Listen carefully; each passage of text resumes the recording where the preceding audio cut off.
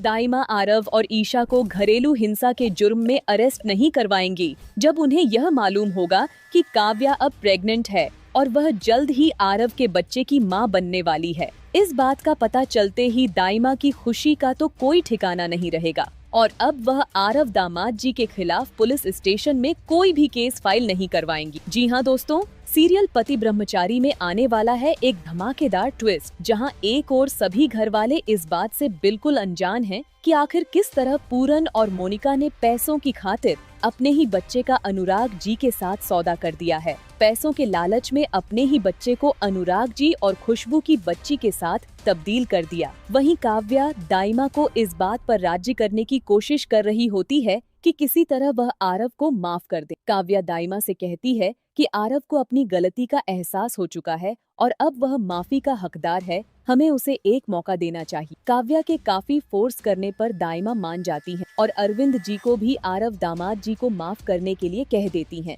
लेकिन सूरज के पापा सोचने के लिए थोड़ा वक्त मांग लेते हैं। अरविंद जी के वहाँ से जाते ही सूरज दाइमा से कहने लगता है कि जो कुछ आरव ने काव्या के साथ किया है, आज काव्या की जो हालत है उसका जिम्मेदार सिर्फ आरव है। फिर भला आप उसे इतनी आसानी से माफ कैसे कर सकती हैं? सूरज की यह बात सुनकर दाइमा गुस्से में आ जाती हैं और कहती हैं कि जितना कसूर आरव दामाद जी का है, उतना ही कसूर इस महारानी ईशा का भी है। अगर यह उस वक्त काव्या के साथ होती तो न वह हादसा होता और न ही काव्या की यह हालत हो। यही दाइमा सूरज से साफ साफ कह देती कि मैं पुलिस स्टेशन जाकर ईशा और आरव दामाद जी के खिलाफ घरेलू हिंसा के जुर्म में केस फाइल करूंगी। तभी वहाँ अर्जुन जी आ जाते हैं और हैरानी से पूछते हैं कि आप किस बारे में बात कर रही हैं और पुलिस स्टेशन क्यों जाएंगे? दाइमा के मुंह से पुलिस स्टेशन जाने की बात सुनकर काव्या सदमे में आ जाती है और बेहोश हो जा। थोड़ी देर बाद डॉक्टर के आने पर जब काव्या को होश आता है तो डॉक्टर दाइमा को एक खुश खबरी देता है कि काव्या अब प्रेग्नेंट है, यानी वह जल्द ही आरव के बच्चे की मां बनने वाली है। डॉक्टर के मुंह से यह बात सुनते ही सारे घर वाले खुशी से झूम उठते हैं और जो दाइमा थोड़ी देर पहले गुस्से में आरव दामाद जी और ईशा के खिलाफ केस फाइल करने की बात कर रही थी, वह अब कहने लगती हैं कि जल्दी से जल्दी आरव दामाद को बुला जाए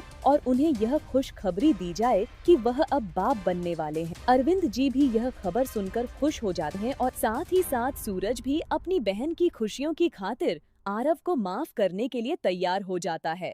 और फिर आरव आखिरकार काव्या को अपने साथ गुलाब हवेली ले जाने के लिए पहुंच जाता है। पर दोस्तों, आपको क्या लगता है, आरव ने काव्या के साथ जो कुछ भी किया, उसके बाद क्या काव्या को आरव के साथ गुलाब हवेली वापस जाना चाहिए या नहीं? कमेंट करके जरूर बताना।